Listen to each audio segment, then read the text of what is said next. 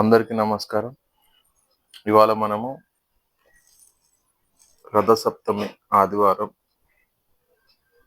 ఈ ముఖ్యమైన అద్భుతమైన రోజు ఇవాళ. ఈ సందర్భంగా ఇవాళ నేను పుస్తకాన్ని చదువుదాం అనుకుంటున్నాను. వాటి నుంచి నేను చదివినట్టుంటుంది, మీకు వినిపించినట్టుంటుంది అన్న ఉద్దేశంతో ఇవాళ ఒక పుస్తకం నా చేతికి వచ్చింది. ఇది చదువుతూ నేను మీకు వినిపిస్తాను, నేను కూడా తరిస్తాను, మిమ్మల్ని కూడా తరింపజేస్తాను.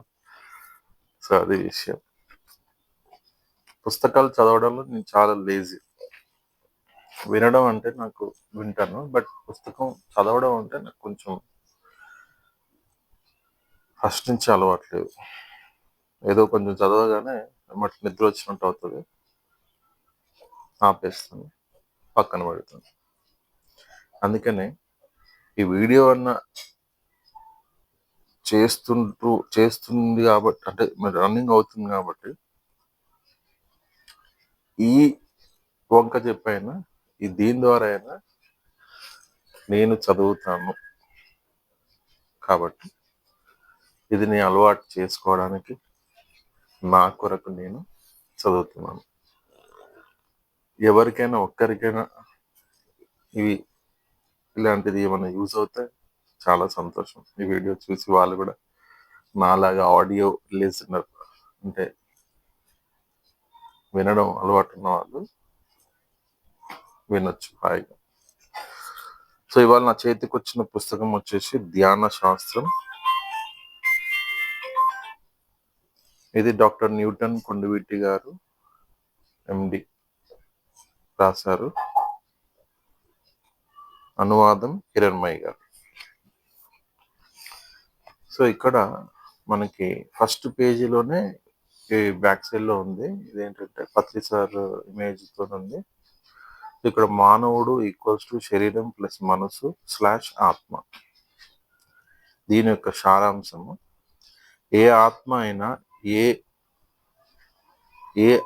అయినా ఓ శరీర నిర్మాణం జరిగాక దీనిలోకి ప్రవేశిస్తుంది. ఆపై ఆ దేహదారి మనస్సుగా మారి తన పాత్ర పోషిస్తుంది. గాఢ ధ్యాన స్థితిలో భౌతిక శరీరాన్ని వీడి అంతర్యానం చేసినప్పుడు మనం ఆత్మస్వరూపులం అనే జ్ఞానం బోధపడుతుంది. నిత్యం సత్యం చైతన్యం అయిన ఆత్మ వైవిధ్య భరితమైన అనుభూతులను పొందటానికి అనేక సార్లు భౌతిక రూపం దాల్చుతుంది. 1990 దశకాల్లో డాక్టర్ న్యూటన్ కొండవీటి గారు కర్నూలు వైద్య కళాశాలలో విద్యార్థిగా చదువుకుంటూనే